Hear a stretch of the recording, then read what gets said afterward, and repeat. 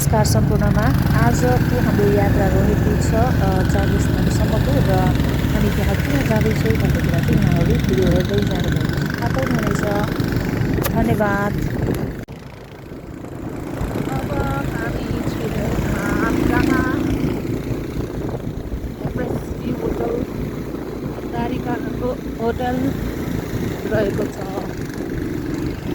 सिजनमा चाहिँ ब्याकअप चल्छ र यहाँनिर चाहिँ यो फुलबारी बनाइएको छ जङ्गलमा। त्यो पनि राम्रै हो। सबै रुख हालेर चाहिँ गुराँस माथि राखिएको रहेछ। त्यो झन् राम्रो कुरा भयो।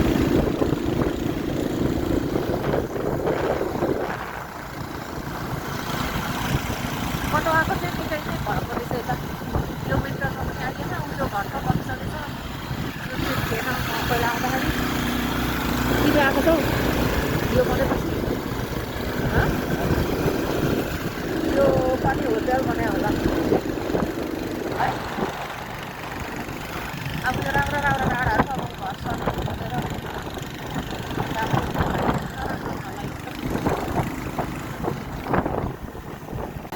हामी चाहिँ अहिले ओखलढुङ्गाको तर्फ नै छौँ है। ओखलढुङ्गाको तर्फ यो धाप चाहिँ बोर्डर एरिया हो।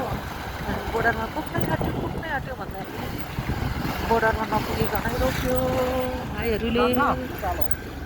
यो उकालो जाने कुरा छ बाइक पनि। जाम न, ऊ बाइक जान्छ त ऊ माथि गइरहेछ बाइक।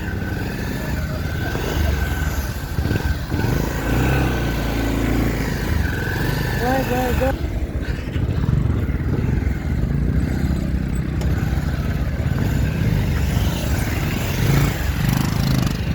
ल नयाँ बाटो खुलेको रहेछ। सो म यो चाहिँ माथिसम्म नै जाँदैछ।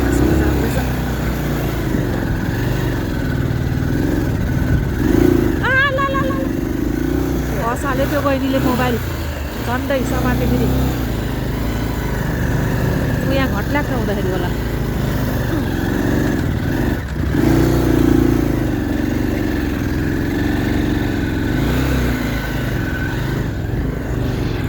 सिजनल वाइल्ड फ्लावर फुलिरहेको छ। लाइक वेलकम गरिरहेको क्या हो।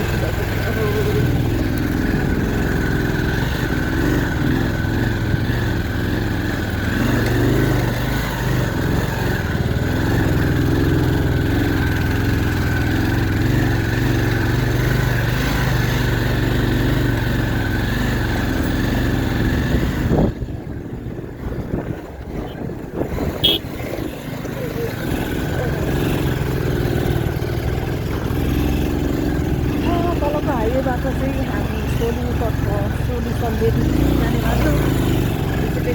यता माथि चाँगेस्थान भएको हुनाले हामी यता उकालो लाग्यौँ र आइया तलबाट हिँड्नु पर्ने अवस्था थियो। अरू बेला चाहिँ आज चाहिँ यहाँनिर बाइकमै आउँदैछौँ हामी। ल फाइनली आयो सबैजना र यहाँ यस्तो बन्दै रहेछ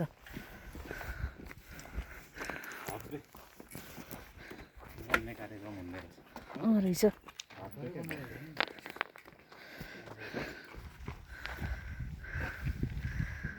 चाँगेस्थान मन्दिर इज अन्डर कन्स्ट्रक्सन।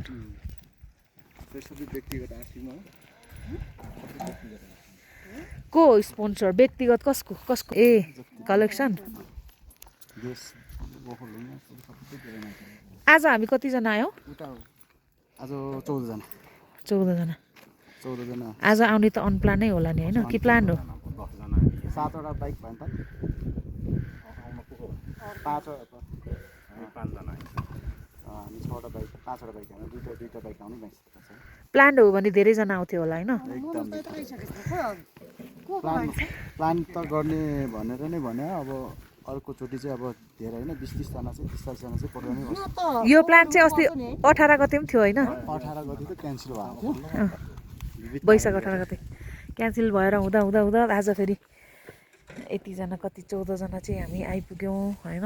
र जति सक्छौँ आज हामी गर्नेवाला छौँ र फेरि पनि प्लान हुने नै छ। नमस्ते। मैले आज 2जना मात्रै भयो। कसो गर्नु भन्दाखेरि आजलाई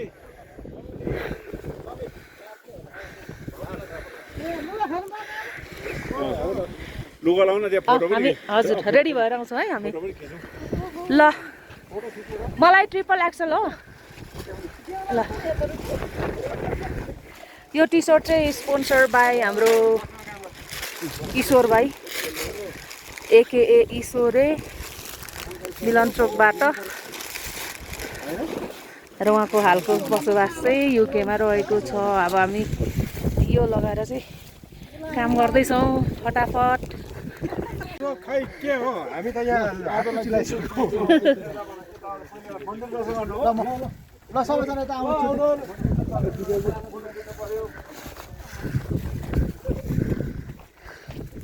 तपाईँ त पछाडिबाट पो हो ल ल ल लु लु म पछाडिबाटै आउँछु ल ल छिटाउनुहोस् छिटाउनुहोस् छिटाउनुहोस्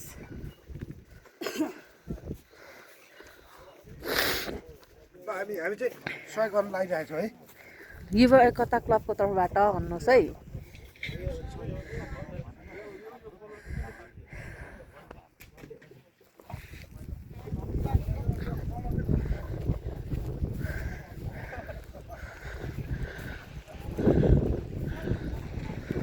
एकदम नेचुरली एकदमै ब्युटिफुल ठाउँमा रहेको यस धार्मिक क्षेत्रलाई चाहिँ अलिकति के भन्ने एडभान्स इम्प्रोभाइज गर्नको लागि काम चलिरहेको छ र हामी पनि ओखलढुङ्गा मिलनचोकको तर्फबाट क्लबको तर्फबाट हामी यहाँ श्रमदान गर्नलाई आएका छौँ र यो हाम्रो पहिलो श्रमदान रहेको छ र आगामी दिनहरूमा पनि यस्तो श्रमदान कार्यक्रम हामी चलाइरहनेछौँ।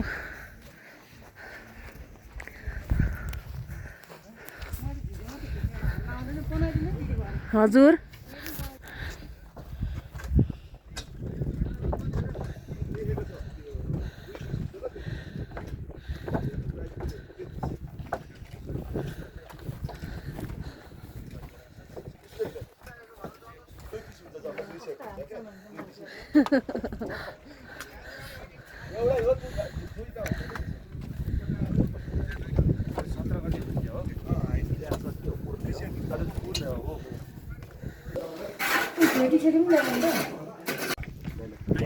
मान्छेले गर्छ पुजारीहरू चाहिँ हाम्रो सबैले शेर्पा हुन्छन्। अब यो हिन्दूले यसलाई चाङ्गे स्थान भन्छ, अनि आदिवासीले जन्तरा भन्छ, अनि हामी शेर्पा नसला भनेको चाहिँ देवभूमि होइन, देवतालाई पुज्ने भूमि। अब यसको कथा चाहिँ परपूर्वकाल हाम्रो जुजुबाजेहरू सबै चाहिँ पशुपालक चौरी गोठ र उसको एउटा चौरी चाहिँ भर्खर बिहाको चौरी चाहिँ गोठबाट हराउने र थुन सुकेर आउँदाखेरि पछि चाहिँ खोज्दै जाँदा चाहिँ उसको चौरी चाहिँ डाँडामा आएर त्यो डाँडा यस्तो ठ्याक्क यस्तो चुचुरो भएको, त्यो चुचुरोमा पाल भयो, त्यो पालमा उभिएर चाहिँ चौरीले आफ्नो दुध थुनको दुध चाहिँ त्यहाँ झारेर त्यो चाहिँ उँधोभित्र पस्थ्यो। त्यसपछि यसलाई चाहिँ आफ्नो एउटा कुल देवताको रूपमा मानेको कथा छ। एउटा चाहिँ मगर समुदायमा चाहिँ एउटा 7-8जना दिदीबहिनीमा एउटा जन्तरी बहिनी चाहिँ त्यहाँ पर चाहिँ पर त्यो उकालोमा एउटा ठुलो दह छ, गाई चलाउँदा दहमा चाहिँ डुबेर चाहिँ मृत्यु भएको र पछि चाहिँ उसको लुगा चाहिँ यो डाँडामा फेला पारेर चाहिँ एज ए विलय भएकोले उसलाई चाहिँ जन्तरामा भनेर चाहिँ के अरे जन्तरी छोरीको चाहिँ यहाँ उस भएको कथा छ। त्यो डाँडा चाहिँ तल देख्नु चाहिँ त्यो डाँडा, त्यो डाँडामा चाहिँ छोरीहरू सबै यहाँ आउँछ। किन भन्दाखेरि उसमा माटोमा चाहिँ के अरे नुन छ र नुन खाना चाहिँ त्यो चौरीहरू चाहिँ यहाँ आउँथ्यो।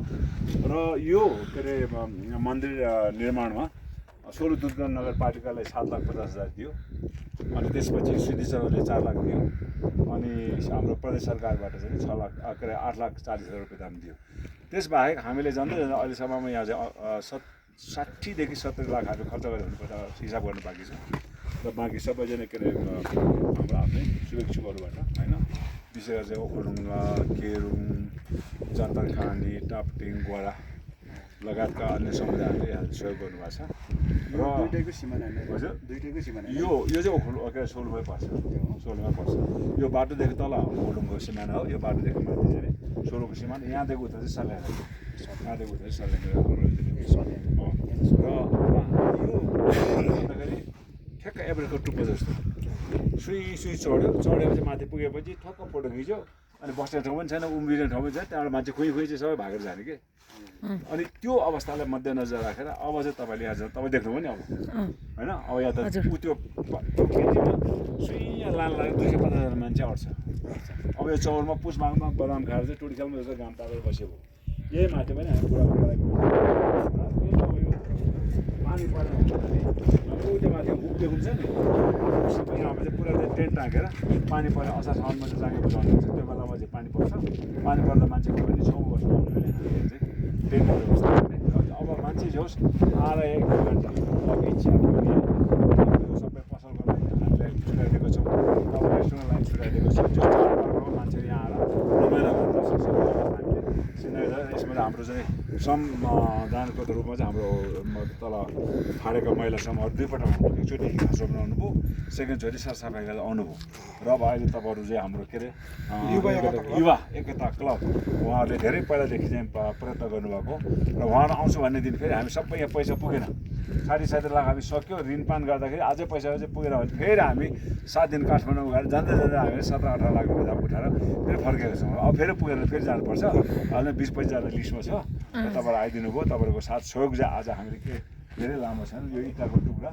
यो उसको इँटा यो चाहिँ सबै यो मुनि चाहिँ टोइलेट बनाएको छ त्यो टोइलेटमा उतापट्टि ब्लक राखेको छ त्यहीँ राखेको त्यसमा समाएर छ भने यसको वरिपरि अलिकति सरसौला अनि तपाईँहरूलाई चाहिँ अब हाम्रो सत्कारको रूपमा हामी यहाँको लोकल आलुसहित के भन्छ चिया ब्ल्याक टी हामी बनाउनेछौँ यति भन्दै तपाईँहरूलाई आइदिनु भयो धन्यवाद छ अनि म तपाईँलाई लाइभ दिइहाल्छु ठाउँ तपाईँसँग कुरा पनि गर्दै गर्छु तपाईँले काम गरेर म लाइभ भिडियो दिइहाल्छु त्यसपछि सबले तपाईँलाई को आउनुभयो थाहा पाइहाल्छ है त त्यही गर्नु अब हजुर यो तल इँटा चाहिँ कसरी लानुपर्छ अरे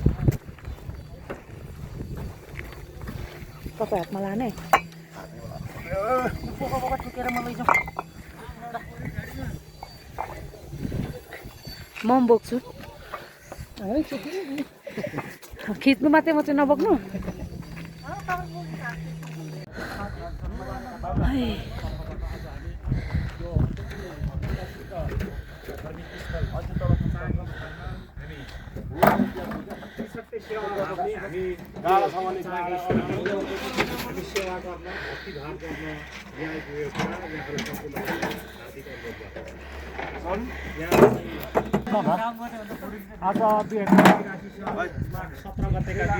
हामीले एकलट काम गरिसकेको नि भाइ फेरि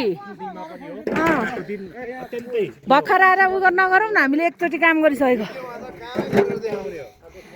काम गरेको चाहिँ कसले देखाउँछ त होइन देखाउने हो नि देखाउने हो तपाईँ जस्तो गफाडीलाई पनि देखाउने हो यी भर्खर आएर फुर्ती गर्नेलाई पनि देखाउने हो यी खै खै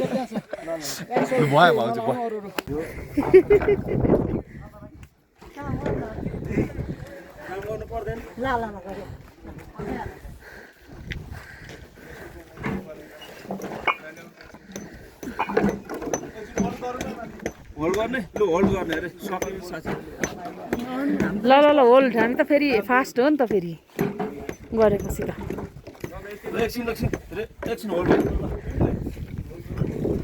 सकिन नि त लागो श्रमदानको यो चाहिँ चिनो है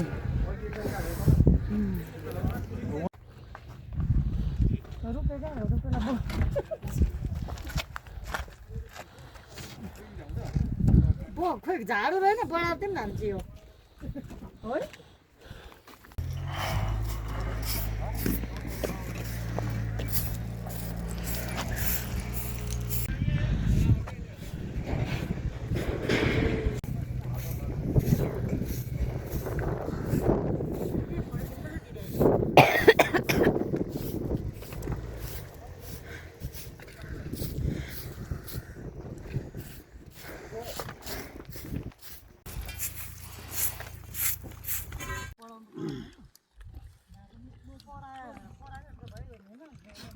खोर्सानीको साथमा मकै भट्टमा चिया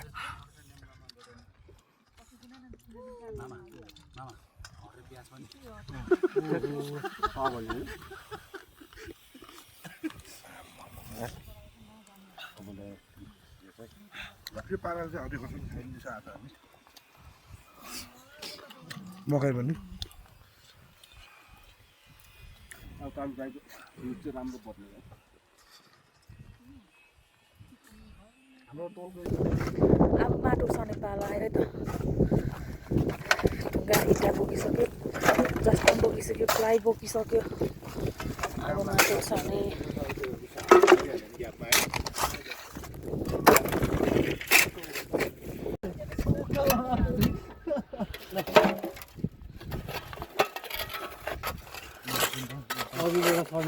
तिम्रो साथमा त हावा केही छैन नि त्यति कस्तो अब हावा चलायो डाँडामा हावा चलिरहन्छ नि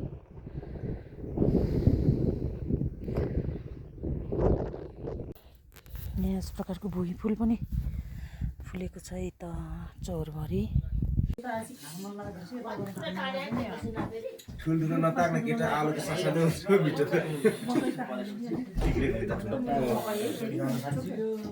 अनि अब तेरो उसलाई दे चुडालाई दे अनि त यता बस अनि तेरो निकालिदिन्छ यसो घुमाएर मलाई दिउ न तिमी उता बस्छ ओके यता चाहिँ यता आइज न अनि चुडा ठक्कै घुमाउँछ उता देखाउँदै उता विजय दाइतिर देखाउ न कहिले अब अब यता आइज